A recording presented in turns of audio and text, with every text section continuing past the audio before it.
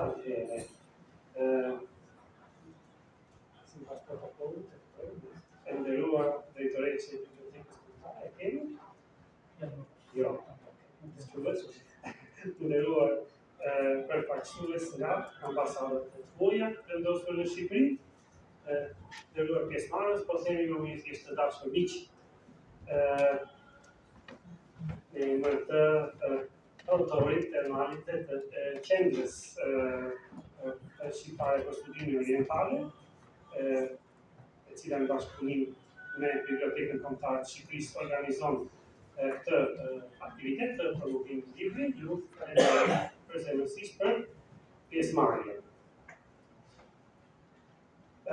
Diçka për autorin e librit që po prezantojmë sot, pra libri i titulluar Shqiptari, Muslimani dhe Evropiani, autori Ermal Vega, siç e prezanton vetën, është një orientalist studiues kulturash që jeton në Tiranë, ka përfunduar studimet në Fakultetin Filologjik Lega Orientalistik, studime orientale në Universitetin e Prishtinës. Dhe prezantohet si orientalisti i parë nga Tirana dhe nga Shqipëria, me diplomë dhe aktivitete pas viteve 1990. Përveç diplomave universitare, ka 2 mastera shkencor, një nga Universiteti i Prishtinës dhe një master tjetër shkencor i bërë në gjuhën angleze, fusha studimore me cilat është marrë studime orientale, islamologji, qytetërimi islam në Shqipëri dhe në botë, marrëdhëniet, lindje dhe perëndim dhe roli i shqiptarëve, shqiptarët që jetojnë në Orient, në veçanti anautët, anautët kryesisht vendet e lindjes mesme, ruajtja e trashëgimisë orientale në Shqipëri, marrëdhëniet ndërfetare mes shqiptarëve, diplomacia kulturore e tjerë. Në vitin 2007 themeloi Qendrën Shqiptare për Studime Orientale, për institutin që në emër të cilit organizohet ky event.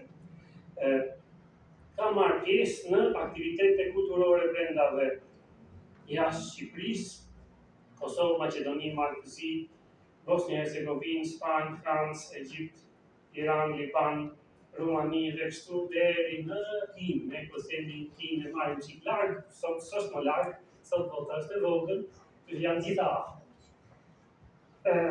Është ftuar në shumë radio dhe televizione të ndryshme brenda dhe jashtë Shqipërisë, gjithashtu dhe organizata që ai drejton, Qendra për Studimet Orientale, si pjesë e shoqërisë civile në Shqipëri, është përfaqësuar në një numër aktivitetesh dhe simpoziumesh brenda dhe jashtë vendit.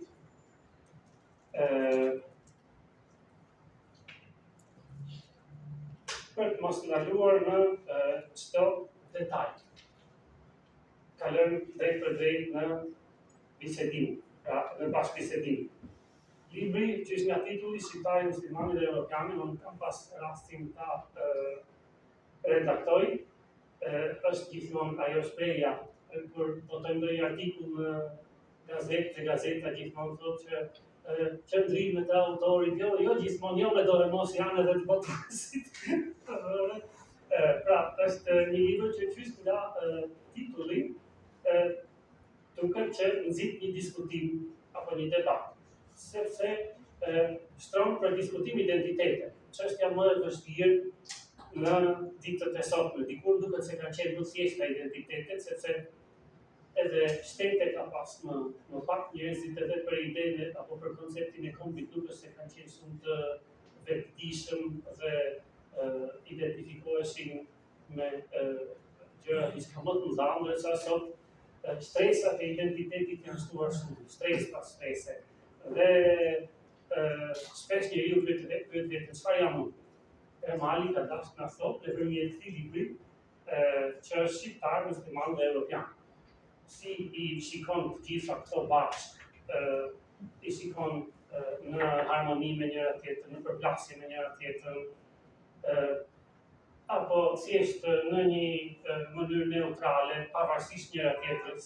Këtë duhet ta diskutojmë sot. Unë do të bëj pyetje, po edhe ju më pas jeni të lirë që të silloni pyetjet që dëshironi. Atëherë, pikërisht pyetja e parë lidhet me këtë pra. Në parathënien e librit Ermali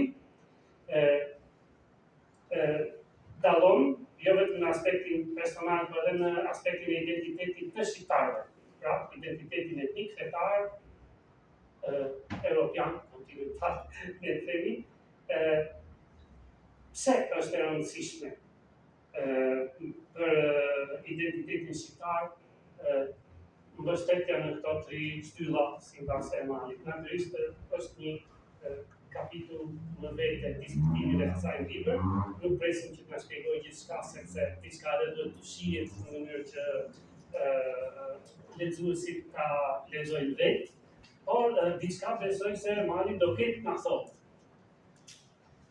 Në atë parë falenderoj të gjithëve për miqve të mi, të vjetër dhe të rinj. Zyrtarët e ambasadave, nga ambasada kineze, bulgare, greke, që kemi një mik Avanitas, shqiptar në origjinë nga Turqia, nga ambasada e Azerbajxhanit, disa kanë dërguar dhe emaila, por po presim pas se vinë në vazhdimsi. Edhe ju falenderoj të gjithëve për mirëseardhjen, sepse e ndjeva respekt që ftoj për të diskutuar për një çështje e cila mendoj se është shumë e rëndësishme për shqiptarët, të paktën në aspektin tim personal, si orientalist, si studiues, si shqiptar, si musliman, edhe si europian, në kuptimin që këto tre identitete janë ato që unë kam bazuar në librin tim, do të thotë në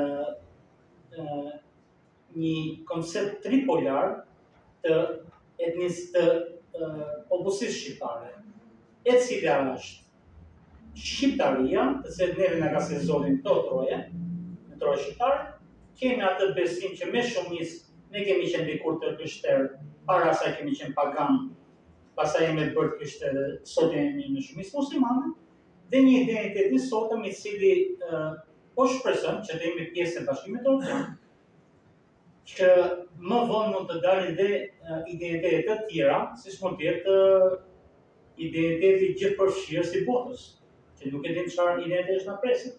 Dhe këtu janë bazuar më shumë në tre identitetet e popullit shqiptar, për të treguar se janë të pandara nga njëra tjetra, edhe identitetet evoluojnë, nuk janë gjithmonë të njëjta. Ne kemi ditë shqiptar, po siç e përmendën dhe profesorët Vini, që neve më herët të gjithë popujt e botës kanë qenë më të lehtë për të njohur nëpërmjet vetëm besimeve të tyre. Një popull nëpërmjet një besimi është njohur dhe nuk kanë ekzistuar as grupet etnike, as shtete. Dhe shtetkombet e shekullit të 19 bën atë që të krijohet identiteti tjetër etnik, që pas asaj nisën nacionalizmat, nisën luftrat e ndryshme, edhe ato që jemi sot. Me që e përmendë Bashkimin Evropian dhe lidhjen e Bashkimit Evropian me identitetin tonë si Evropian. Nëse nuk do të ishte Bashkimi Evropian, apo nëse ne nuk bëhemi pjesë për arsye politike apo për arsye standardesh të Bashkimit Evropian, a e cënon kjo me ndonjë mënyrë identitetin tonë evropian? A jemi ne evropian pavarësisht Bashkimit Evropian apo s'kemi ndonjë lidhje? Të duhet të tregoj sepse vetë Bashkimi Evropian dje që në 1950 u themelua për të parë si Unioni Evropian, e cila nuk ishte ideja për të bërë mbledhja e shtetet e Europës, por ishte nisimi një ide tjetër. Pra, cënimi sot nuk besoj se cënon identitetin tonë evropian si gjeografik. Pavarësisht se ne mund të kemi identitetet tona si etni ose si grup fetar në shumicë, siç kanë edhe grekët, kanë kinezët, kanë bullgarët, ndryshe identitetin e tyre kombëtar dhe etnik me shumicë tas. Do thotë njihen nëpërmjet identitetit fetar të tyre dhe jo nëpërmjet identitetit etnik, gjë që nuk besoj se cënon bashkimin tonë ose pjesëmarrjen tonë në bashkimin. Do t'i pyesim si ndihen, ose do na e tregojnë më vonë. Pyetja tjetër, nga teksti, nisë nga libri. Në shpreja kam lindur shqiptar dhe shqiptar do të vdes. Çfarë do të thotë kjo, pse është e rëndësishme kjo sipas teje? E rëndësishme sepse Çfarë pastaj? e saktë, sepse një Zot që unë besoj na ka krijuar secilin për nesh këtu në një vend të caktuar që ne nuk kemi pritur të jemi. Ne jemi të ndryshëm me figurë, ne jemi të ndryshëm me grup etnik, ne jemi të ndryshëm me ngjyra si popull dhe në një fondacioni Anna Lindh që njihet në Europë, një nga parimet e saj është të gjithë të ndryshëm, të gjithë të barabartë. Pra, unë kam lindur shqiptar në këtë vend, mund t'isha diku tjetër, por nuk është në dorën tonë që çfarë na krijon një Zot i madh, një krijues i cili aty ku na dërgon.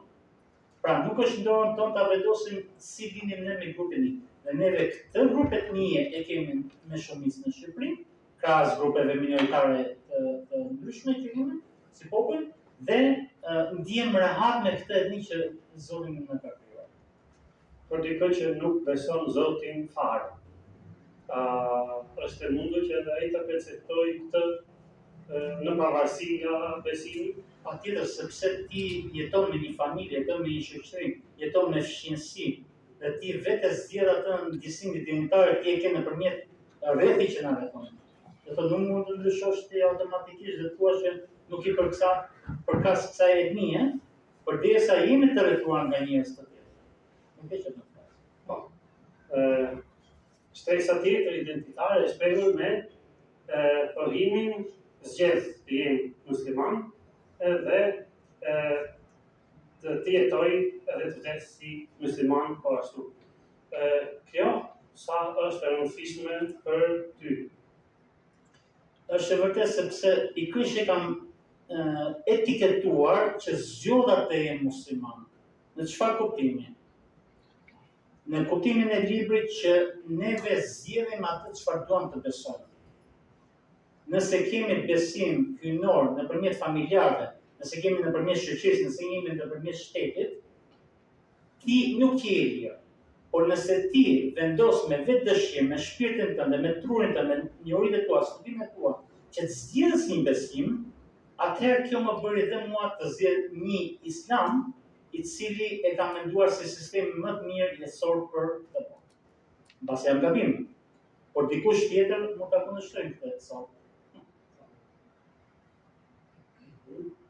Domethënë ti ke bindjen që Islami si besim ka qenë zgjedhje për ty dhe nuk ka lidhje me trashëgiminë familjare, kulturore, është thjesht zgjedhja jote. Nga ndonjë personale jo.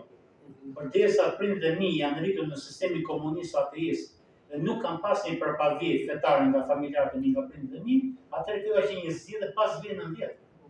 Unë jam rritur 14 vjeç, kam qenë programor në sistemin komunist. Atëherë unë studiova kështërimin dhe islamin, përderisa këto janë dy besime që i kemi në Shqipëri. Kështërimin dhe islamin, nuk ka fe tjetër në Shqipëri, përveç se disa grupeve që kanë ardhur po të krishterë ose po muslimanë, po këto janë dy besime që shumica popullit shqiptar i ka. Pra ishte një zgjedhje ime pasi studiova të dy, nuk ka qenë as diktaturë nga familja, as urdhër nga familja, as nga shteti shqiptar, sepse mendojmë se kemi ekzistuar në një demokraci e cila na bën të zgjidhim atë që ne vetë dëshirojmë. Pra unë zgjedhja islamin si sistemi më të mirë jetës, jo vetëm si besim fetar. Patjetër. Dhe këtu pastaj pyetja që hap debat. Pohimi në libër Europa kur nuk na ka dashur dhe prap nuk na do me shqiptarët. Qa kemi me Europën, bro? Pse s'të do? Para 4 ditësh dash një intervistë, isha në Kosovë në prezent për të bërë një panel libri, dhe më kërkuan në një televizion privat në Tiranë për të bërë një intervistë pikërisht për këtë libër. Nuk doja ta jepja intervistën para se të bëj promovimin e librit, por e dash online. Dhe kur më pyetën për këtë, për çështjen e europianizmit, më pyetën a mendoni se ndikon besimi fetar tek Bashkimi Evropian për shqiptarët? Unë i thash, besoj se po, por nuk është një arsye e madhe për mos ta pranuar në Bashkimin Evropian. Por ndërkohë, pse e përmenda që nuk na ka dashur? Të paktën flas si shqiptar, edhe si studiues, pa nacionalizma, pa racizma, pa kritik. Ne vedim që troj shqiptarë janë ndarë. E kush na i ndau? Dihet shumë i botërisht që ajo Europë na i ndau. Pse? Sepse nuk donin, e kanë shprehur qartë që nuk duan një shtet me shumicë muslimane në Europë. Që kjo ka lidhje shumë të madhe me antarësimin tonë në Bashkimin Evropian. Dhe nëse ne do të ishim si popull shqiptar, të gjitha troj shqiptare, normalisht unë e konsideroj edhe si harë në sytë për Bashkimin Evropian, sepse do të ishim një popull i fuqishëm islamikisht, edhe si musliman. Dakord, po, kur është bërë ajo që mund të themi ndarja e trojeve shqiptare, që në fakt e parë një çik nga jashtë, që është në fakt coptimi i perandorisë osmane, ribërje kufishte për gjithë Ballkanin, gjithë përpiqesin të ribonin kufit sipas interesit vetë, edhe sipas forcës që kishin, duke gjetur diku diplomaci më të fortë, diku ushtri më të fortë. Në fund fare bëjmë fjalë për kohë përpara, vitet 1913, dhe në atë kohë, po, përshpërndoi perandoria osmane, që konceptohej si një perandori e islamit, dhe themi edhe thjesht tërësisht perandori islame, për shkak popullsisë përzije, por gjithsesi perandori e islamit. Ishte e nxehtë kjo përplasje me ta. Tash i kanë kaluar më shumë se 100 vjet. Vazhdon të ruhet kjo, sipas teje, në qarqet evropiane në Bashkimin Evropian, vazhdon të ruhet ky përfytyrim shqiptar, për shqiptarët si muslimanët që na dolën nga perandoria osmane dhe s'po dinim ku t'i çojmë, ku t'i gjejmë vend. Dëgjoj, ne shqiptarët nuk jemi njohur vetëm si musliman, por derisa shqiptarët pranuan të kenë një shtet jo fetar, ndryshe nga fshinjat tanë, që dikush për shkak të krishterimit e pranoi besimin për udhëheqjen e shtetit. Shqiptarët nuk e bën këtë zgjidhje. Por do të them diçka, perandoria osmane, shteti osman mbaroi. Tani çfarë ndodhi? Deri në atë periudhë ishte periudha më e madhe të cilët 4 vilajet shqiptare ishin bashkimi shqiptar. E përderisa 4 vilajet shqiptare ishin të bashkuara, ishte periudha më e madhe që shqiptarët ishin bashkuar si troje, mendoj që ishte një gabim i konferencës së Londrës për na ndarë neve në atë periudhë, edhe nuk na pranuan vetëm si shtet musliman, si popull musliman, por ne ishim de facto nëpërmjet vilajeteve, edhe pse nuk ishim shtet të përbashkët.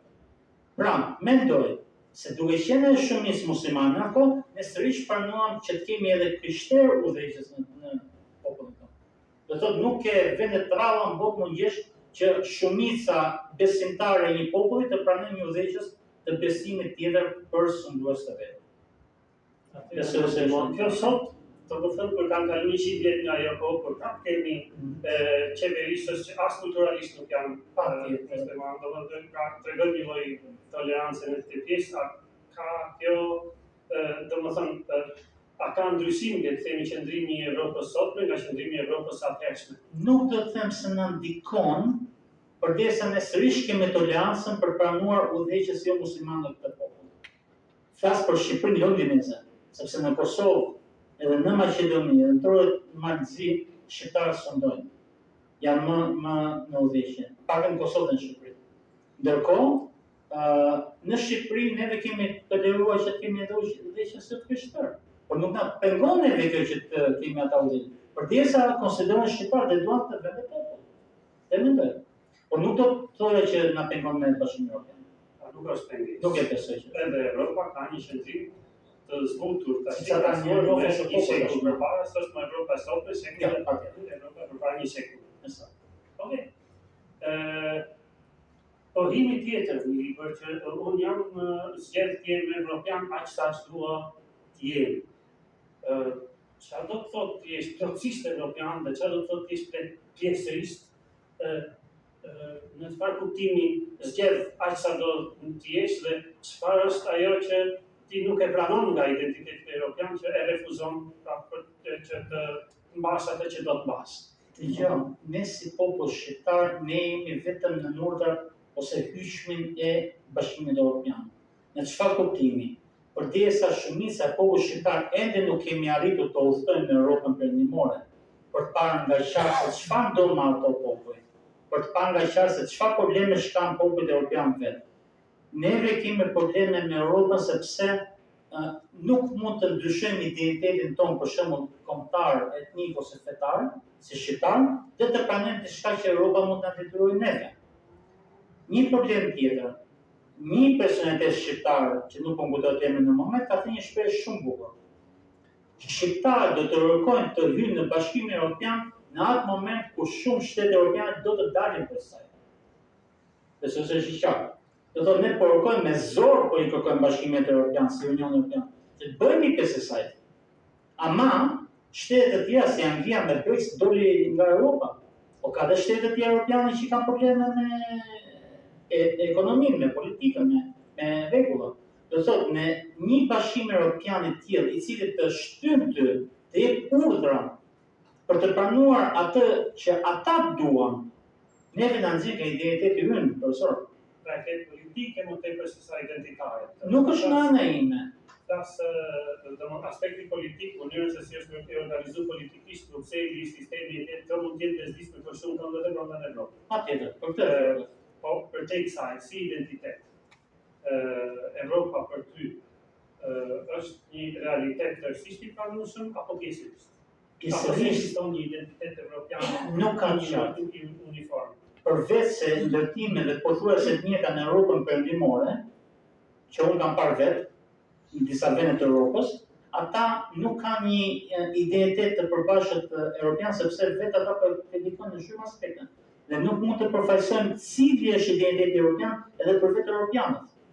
Nëse mund ndryshoj identitet, siç përmenda, ne kemi 3 identitete, po nëse mund të një identitet tjetër, të cilët vetë europianët do t'i largojnë asaj që pretendojnë se është një identitet evropian. Kupton? Në moment që neve unë personalisht unë e dua sistemin të shoqërisë civile të Europës. Aspektin politik apo shoqërinë civile, unë flas për identitetin kulturor. Domethënë kur thua që unë jam evropian vjeti, evropian një lloj siç është një gjerman, një grek, një bulgar, një francez, apo ke diçka që nuk e pëlqen tek gjerman, francezi, bulgari, rumuni, nuk e pranon atë, ose thjesht nuk është se pëlqen mos identifikohesh. Edhe diçka të thonë, çdo popull evropian ka një identitet të vetin kulturor. Në çfarë aspekti? Neve shqiptarët, edhe të huaj që janë në Shqipëri, neve shqiptarët kemi pasur një identitet që nuk e di, ju këshilloj të kërkoni për trashëgiminë e Tiranës. Populli i Tiranës ka pasur qelezhe, populli i Tiranës ka pasur veshje dhe meshkuj dhe femra. E kjo kulturë na është dukur. Neve vishemi në këtë mënyrë si europian. E pranuam. Por nuk mund të detyrohemi të pranojmë diçka që nuk na pëlqen. Këtë e pranuam këtë mënyrë veshje. Problem do shkojmë në Munich për festën e pirës, do vishemi me trindel dhe me rroba domethënë tradicionale gjermane. Ajo është, po themi, diçka që çdo etni, çdo kombësi në Europë ka nderuar në një mënyrë tjetër. Nga ana tjetër, ka një sjellje të përbashkët, një komunikim të përbashkët, po themi një identitet të përbashkët. Tek ajo e përbashkët. Ti ke diçka që do ta refuzojë, nuk do ta pranojë ose do ta pranojë pjesërisht. Të marrë, ose marrë. Atë do të në aspektin politik, pastaj edhe që nuk mund të pasë. E lejmë aspektin politik.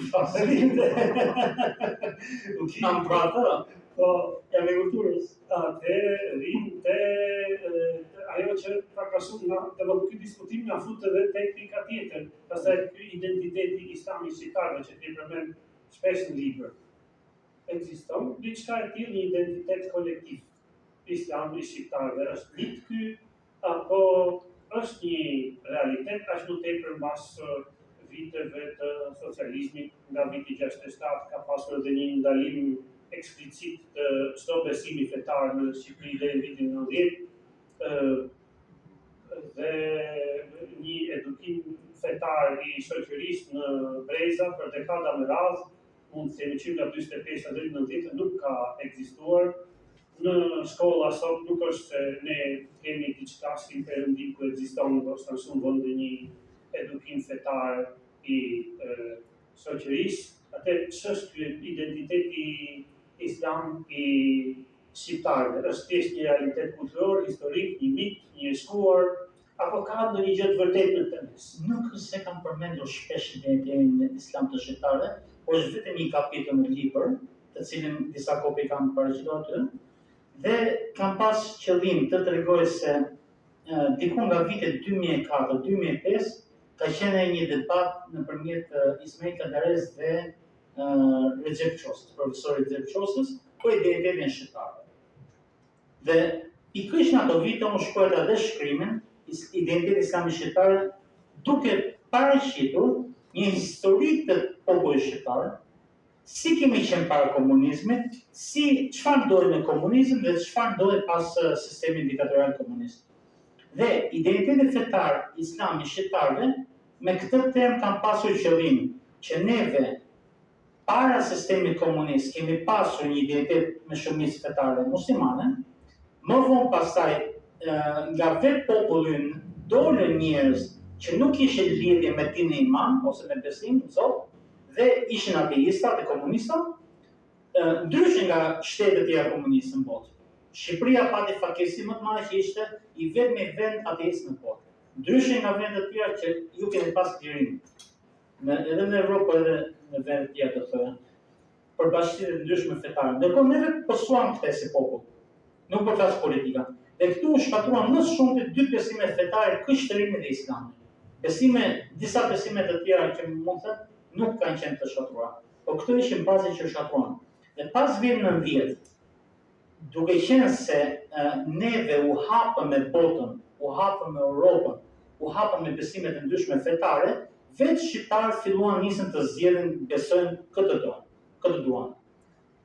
Tani ne shohim hatës që në popull një rigjallërim të thoya i popullit ka ardhur për besimin islam. A është kjo me detyrim? Kur nuk do të thoya. A është kjo me ndikime nga shtetet tjera të huaja? Nuk do të thoya se ka ndikime. Përveç siç nuk mund të them as për besimet të tjera, që kanë ndikime për detyrim në besimin e krishterë. Prandaj mendoj që sërish ne jemi kthyer, po jo nga familja në këtë aspekt, jemi kthyer me vetëdijshërë. Nëse shumë prej shqiptarëve ne kemi pasur prindë ateista, komunista, dhe nuk kemi besuar në një Zot në gjatë sistemit të kaluar, neve sot ne besojmë me zemër, besojmë me vetë. Nuk na detyron njëri në këtë kohë. Ne jemi rritur bashkë, jemi rritur si fëmijë, kemi shkuar në kisha, kemi shkuar në xhami, kush ka besuar krishterimin, kush ka besuar islamin që zgjedhë unë. Pra nuk ka qenë një detyrim dhe besoj se shumica e shqiptarëve e kanë këtë identitet islam edhe sot. Dhe me këtë rast, edhe debati i Kadares me profesor Çosën na çon edhe tek pyetja tjetër, debati i Kadares me Emali. Shpate me Kadaren, raj ky apo i redi atij, çfarë diskutimi patët, domethënë që u zdruan një debat që domethënë pasqyroi edhe në libër, për fakt keq edhe Kadareja ndroi jetë dhe nuk arriti ta shohë vazhdimin e debatit, por gjithsesi si është puna, na shpjego pak. Shumica të huajve e njohin Ismail Kadaren si një shkrimtar të madh, të thotë e keni dhe në gjuhë të huaja. Ai ka bërë disa libra, po ka pasur disa përvoja të këqija. Nuk mund të quhet një njeri i pastër se çdo njeri. Të gjithë kemi gabimet, gjunafet tona, mangësitë tona e tjera. Dhe Ismail Kadaren nuk mund ta pretendojmë se ishte një profet ose ishte një person i lartë ose i arrirë në këtë aspekt. Pse unë detyrova të bëj debat me atë nëpërmjet librit, pasi në vitin 2016, ai ka bërë një libër të quajtur Mëngjeset në kafe Rostant. Nuk kam njohuri fare për këtë libër, vetëm kur ka thënë një shoku im, kolegu im orientalist nga Prishtina, nga Kosova, që më thotë Ermal ka përmendur Ismail Kadaren në libër. Ismaili me mua, çfarë ka? Si kam bërë gjë. Më tregon që ka përmendur emrin në libër, por fatkeqësisht ma ka përmendur vetëm inicialin. Dhe ka qenë E.Beka. Me E mund ta lëdohet, mund kuptohet një emër i ndryshëm, Elfini, Erioni. Po jo, se Eja kemi shumë familje Beka në Shqipëri. E bërë 3 kokë. Tema ishte Maxi i shqiptar, Max, po titullohet. Max në Shqip, nuk e di a e kupton valje, Max është një gjendje frike. Nightmare in English. Ky titull i librit, Maxi, më bëri dhe mua me Max. Unë ndjeva pse më ka përmendur, por nuk ka përmendur mua vetëm, ka përmendur dhe një person shumë të njohur, doktor Muhamet Mufaku ose Arnauti, i njohur në botën arabe edhe shqiptare, akademik në Prishtinë, pjesëmarrës i Akademisë së Bosnjës, pjesëmarrës i Akademisë së Sirisë. Po shqiptar në origjinë. Personalitet gjyqtar dhe historian shumë i njohur. Unë kisha bërë një recensim të librit të tij për shqiptar në botën arabe. Tema e masterit të tij ishte shqiptar në botën arabe. Në 2005 unë botoj këtë shkrim në Tiranë. Edhe kishte bërë për shqiptar në botën arabe. Kaderia e ka lexuar shkrimin tim, diku në internet, edhe ka bërë kritikën Max. Kur e shoh librin, ishte i vetmi një libër që ka lexuar nga Ismail Kaderi ose shqiptar. Nuk dua ta kritikoj, sepse disa njerëz unë titullin e kam vënë edukimi në diktaturë dhe edukimi me vullnet të ligj, shkrimi në libër. Me çfarë qëllimi? Se dikush rritet nëpërmjet sistemit politik, edukohet, arsimohet, ndërkohë unë personalisht jam edukuar dhe arsimuar me vetëdijshërë. Unë doja të bëhesha orientalist, studiova orientalistikën dhe arrita ku arrita që kam arritur nëpërmjet librave, nëpërmjet aktiviteteve të tjera. Dhe çfarë më bëri tjetër që të shkruaj shkrimin, mendova t'ia tregoj një libër para se të ndrojë. Nuk ishte kismet që ai të jetonte, ta lexonte atë shkrim, që të kuptonte se prit nuk i kam pas punën e tij, por një debat kulturor akademik. Nuk jam i vetmi do të thënë që kam bërë kritikë nga atë rreth. Ka shumë tjerë shqiptarë që kam bërë, sepse ne njohim më mirë se thuajtës me ata. Ne kemi jetuar në atë, ne dim çfarë ka si është rritur në sistemin e ekonomisë, si është rritur me diktatorin tonë, si ka shkuar të arsimohet në Rusi. Ne dim çfarë ka bërë. Pastaj janë personale, me ju të dyve. Atëherë, në tekst e përdorur po ashtu shprehjen mbi si një titull mbi mënyrat e shkatërimit të islamit në Shqipëri. Kush do ta shkatërron islamin në Shqipëri? Sa i bie në qafti? Shkatrimi i islamit e kam pasur qëllimin nëpërmjet kulturës. Ka dy lloj shkatrimi, shkatrim politik dhe shkatrim kulturor. Dhe ju këshillova juve të huaj, të kërkoni në internet mbi Tiranën e vjetër, vetëm mbi Tiranën e vjetër. Tirana e vjetër ku është pallati i kulturës sot ka pasur pazarin e vjetër aty. Ka pasur themelimin, xhaminë e vjetër, themelimin i Tiranës 400 vjet para. Ka pasur një hamam, ka pasur rrugë me kaldrëme. Sot Shqipëria dhe Tirana nuk identifikohet me një identifikim, nuk ka një shenjë që të dallohet kush do të studiojë, të thotë çfarë ka Tirana për ta studiuar, më tregon diçka mbi historikun e tij, nuk kam çfarë të tregoj. E ky e kam qëllimin se këto kanë qenë trashëgimi orientale dhe islame e popullit shqiptar. Këto u shkatruan disa në gjatë komunizmit, por sot po shkatrohet në mënyrë kulturore. Dhe ky është qëllimi që kisha se nëpërmjet mënyrës së shkatrimit të islamit në Shqipëri, duke nisur nga mbretëria, që kërkonte largimin pak a shumë, do të thënë jo me detyrim nga besimi, sistemi komunist ateist dhe pastaj demokracia që nëpërmjet metodave politike do të na largonte nga identiteti tripolar, edhe si shqiptar, por edhe si musliman, edhe si europian. Në çfarë aspekti? Sepse nuk kemi kulturën identitare të person. Domethënë, nuk e ke fjalën për islamin si teologji, si besim, por e ke për traditën kulturore, të shprehur në arkitekturë, në arte, në zakone, në doke e tjerë. Pjesa e emigracionit, po ashtu është treguar nga ana jote ta shqiptarët që largohen nga Shqipëria masivisht. Shqipëria përparon si dikur domethënë që thuhet nga fitore janë fitore, por edhe njerëzit përparojnë ik, domethënë mbi 1 milion shqiptar janë larguar nga Shqipëria. Ka qenë edhe një batut e Koçot e Volës dikur, komedianit ndodhi, sikur Enver Hoxha ngri dhe pyeste çka ndodh me shqiptarët, kanë ikur gjithë në Amerikë. Si po partia komunistët në ball, ata të parët, shqiptarët largohen, edhe këta, po themi, në mos të treja këto identitete, dy nga këto identitete, po themi, i kanë ikin me këto me vete. A i ruajnë këto identitete atje ku shkojnë, sipas asaj çfarë ke diskutuar ti në libër, çfarë më thua? Emigrimi i madh i shqiptarëve që ka nisur pas vitit 1990, mbi 1 milion shqiptarë, jo vetëm në vend fshinje, por edhe në Europën perëndimore. Do të është një fatkeqësi e madhe për popullin dhe për rinin veçantë shqiptare, sepse në shumë qytete të Shqipërisë sot ka mbetur nga 3 milion banorë, shumë qytete të Shqipërisë ka mbetur pleqe e plaka.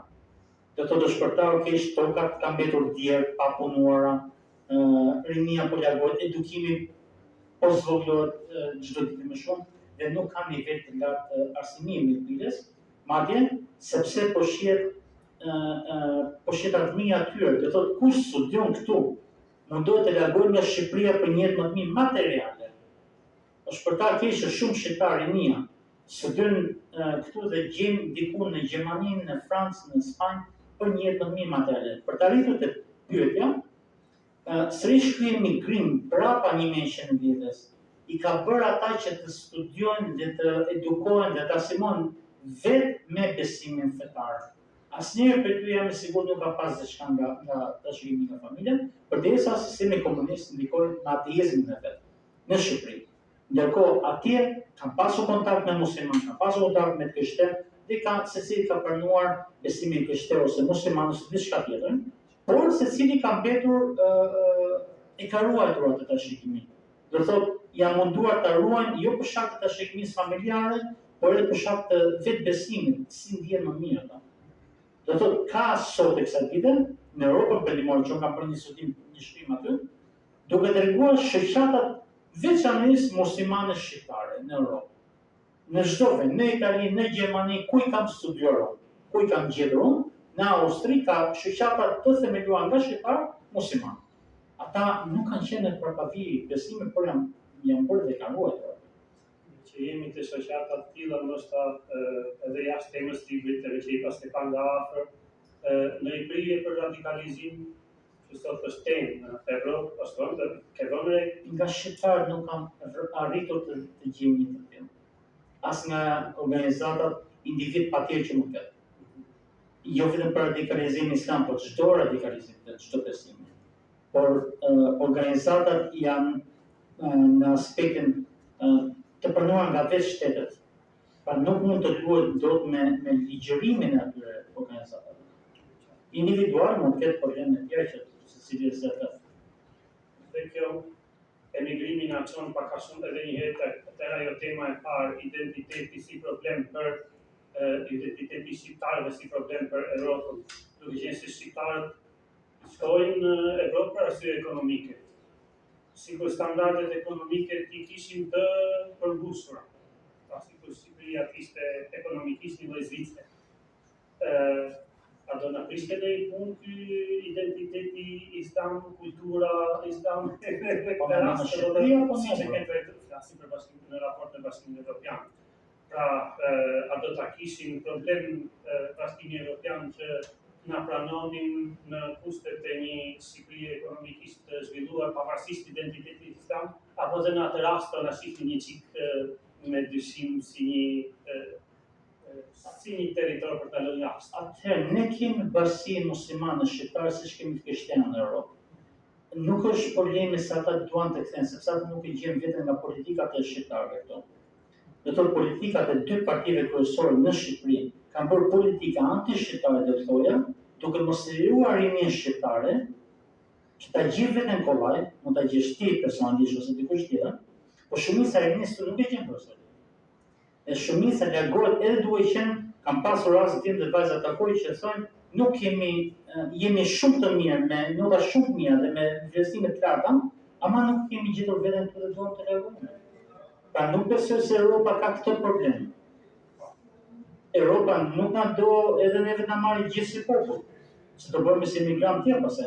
Por flas për planimin e Shqipërisë në Bashkimin Evropian.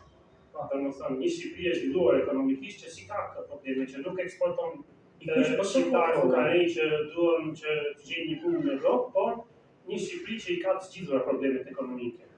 Dhe që rastësisht ka dhe një identitet kulturor, fetar, si ai që përmendëm. Do të përballë akoma identiteti kulturor problem për Bashkimin Evropian, apo pastaj do na merrni me rap mjafton që ekonomikisht e zhvilluar dhe sa duhet fare. Nuk do të mendoja se përbënte ndonjë problem këtu, për arsye se neve jemi ende në një vend tranzicioni. Për 30 vjet ne kemi tranzicion kulturor, politik, fetar, shoqëror, ekonomik, të gjitha i kemi tranzicion. Do thotë ne ende nuk kemi arritur një stabilitet as ekonomik as politik. Dhe neve edhe vetë Europa, nuk është i pengon identiteti fetar i shqiptarëve, por i pengon identiteti problemet ekonomike dhe politike që kemi në Shqipëri. Se ne nuk kemi pavarësi politike. Duke qenë se po na shkon ora dhe do të kemi hapësirë edhe për pyetje për diskutime, atëherë mund t'i ndërpresim këtu pyetjet edhe të krijojmë hapësirë. Mund të bëndemi, ka atëherë.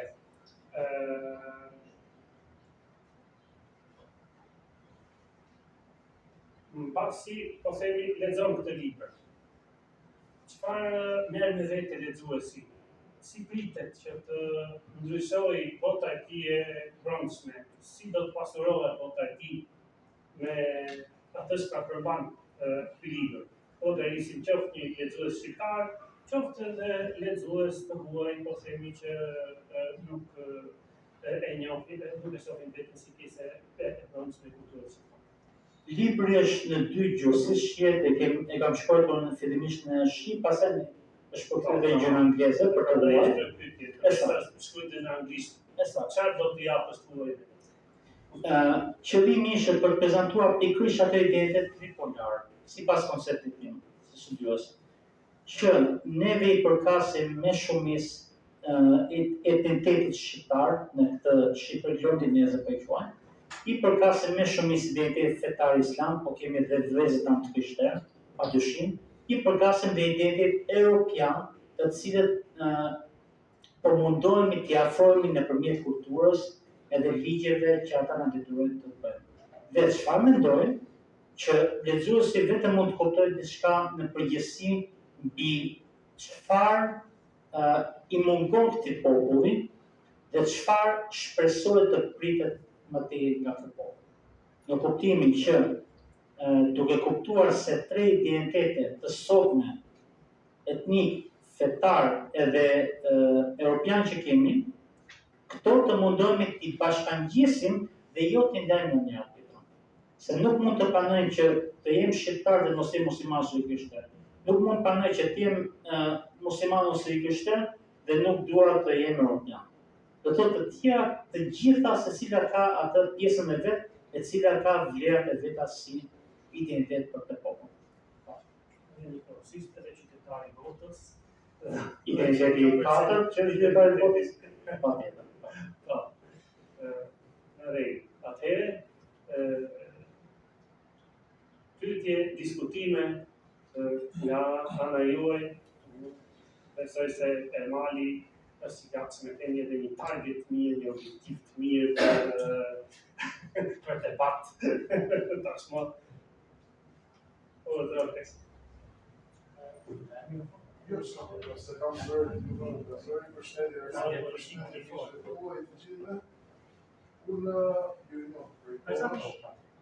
jam Kreshnik Osmani, njihem si ekspert i gjeopolitikës shmëruar ndërkombëtar dhe drejtues i lëvizjes atë parti politike në Shqipëri.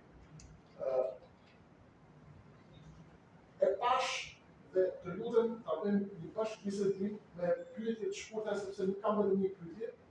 E dua përgjigje sa më shkurtër që të kemë mundësi për të tjetër. Më ngacmoi ideja juaj që ju thoni shqiptari, muslimani dhe evropian. Pyetja është, pse ju e ulëritni, keni vendosur ta ulëritni identitetet tuaja, a ndjeheni i sulmuar, apo ju thjesht keni dëshirë të tregoni botës çfarë jeni?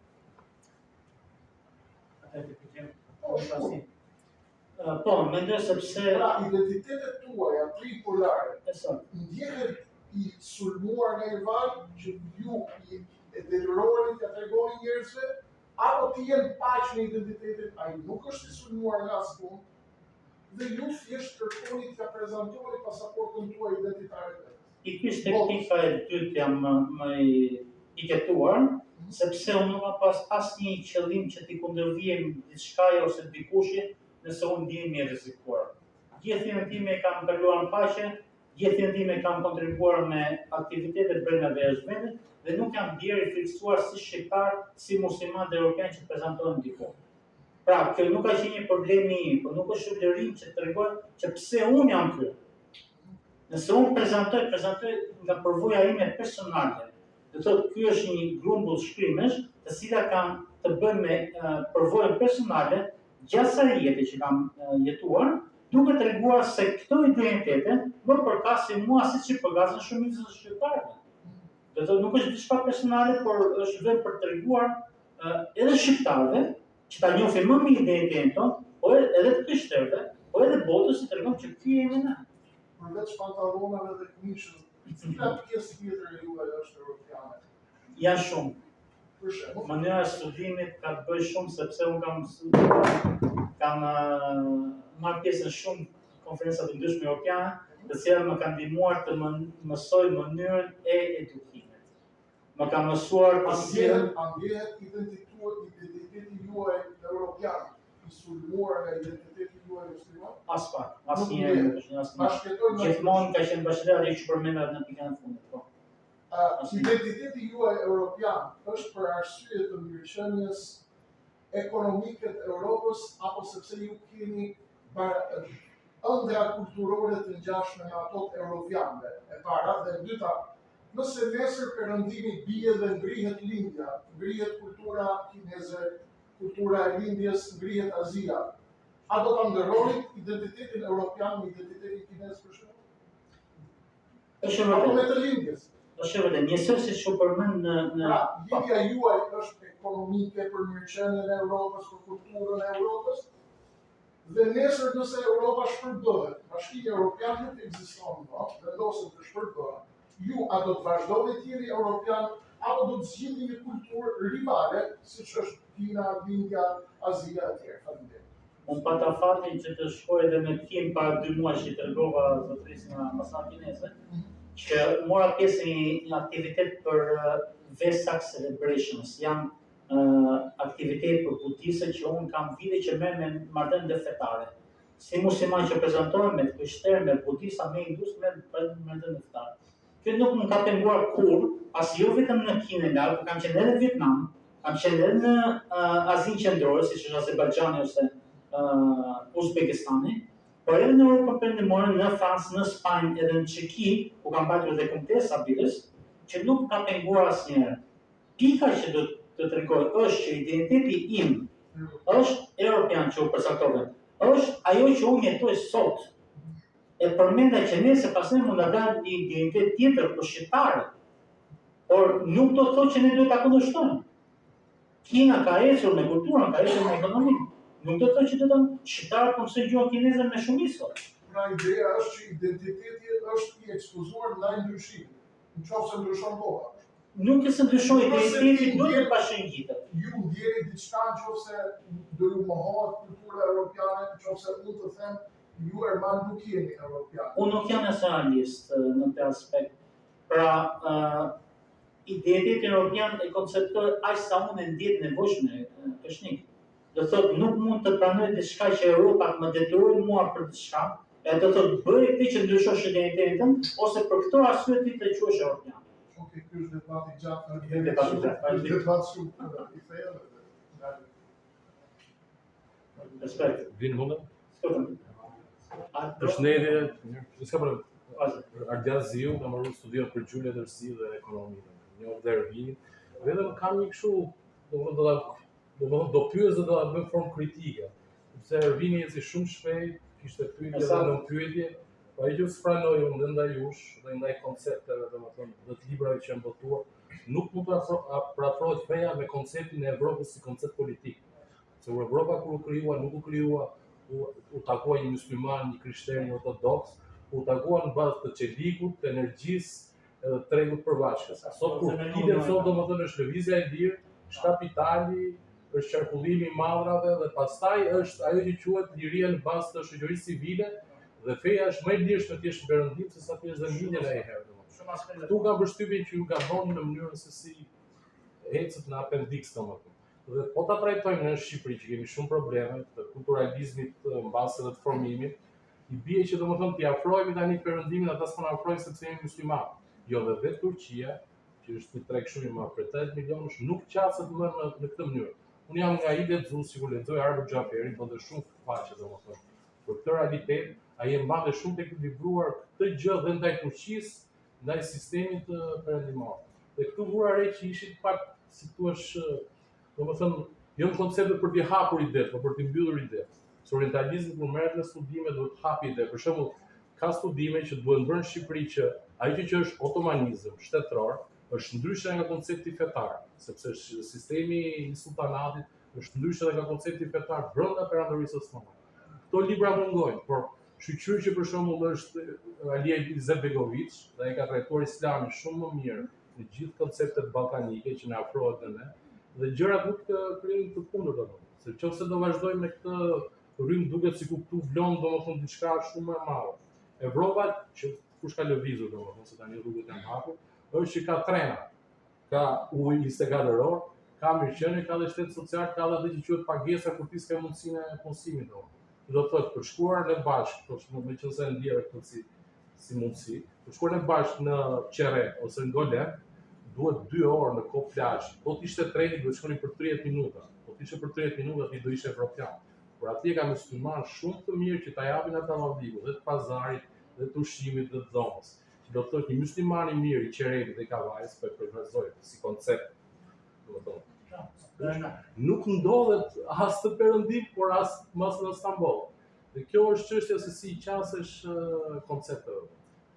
Jo, Domethënë, nga ana politike unë mendoj që ju jeni gabuar. Mbas është i shkuar diçka, sepse mbas edhe koha është apo.